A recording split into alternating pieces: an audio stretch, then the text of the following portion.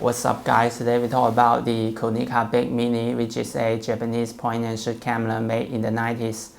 First of all, let me show you the images I've taken with this little fun camera. The images were taken in Japan while I was traveling over there before the pandemic.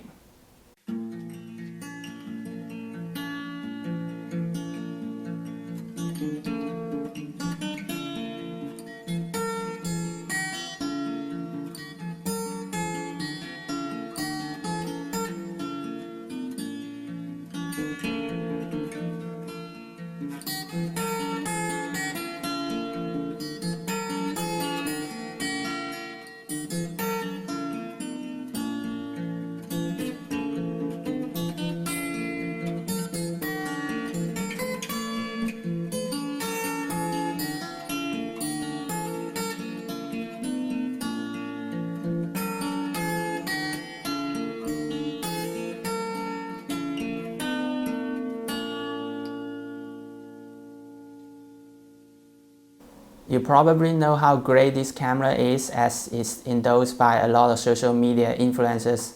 So today I'm not going to talk about the things you already know.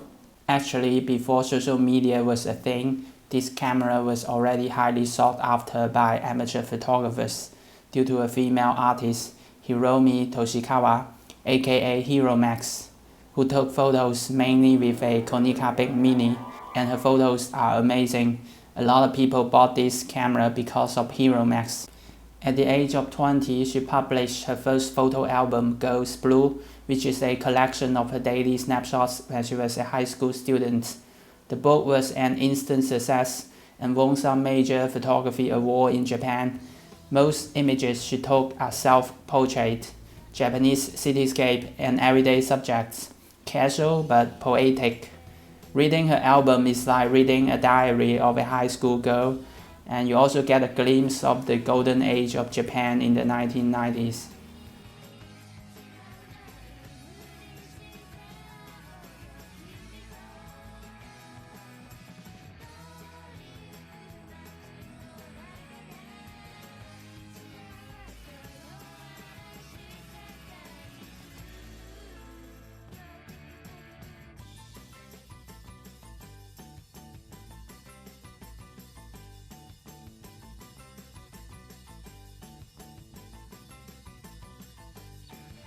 By the way, HIROMIX is not only a talented photographer, she's also a singer, and she released a music album in 1999.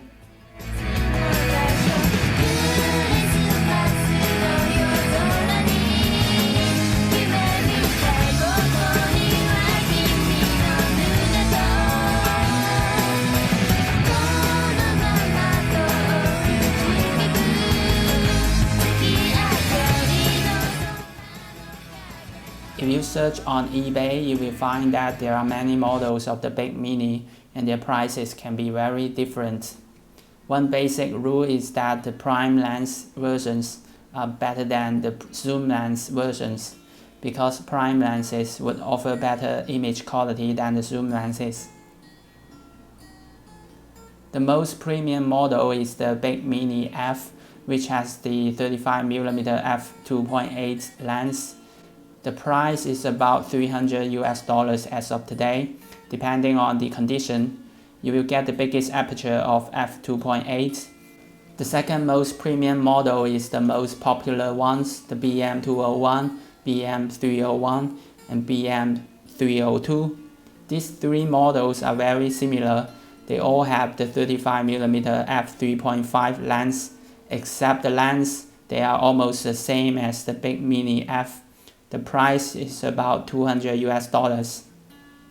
The third option, being the 8.4, the model I recommend the most, is essentially the same camera as the Big Mini BM201.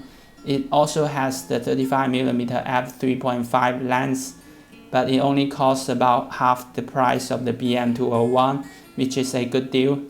The other cheaper options are the zoom lens versions, including the BM301Z, 311Z, etc.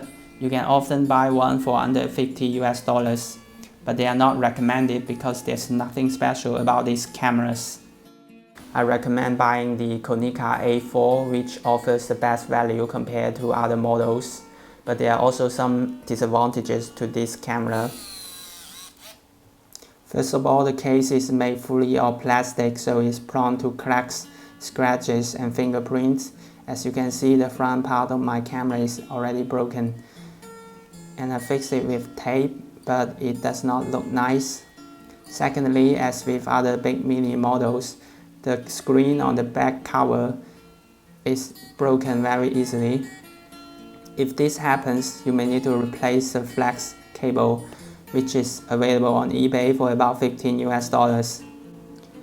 The third problem I came across is the auto-loading motor. It rewinds the film automatically sometimes before the film is finished, which is very annoying. Basically, the other day I took a few images.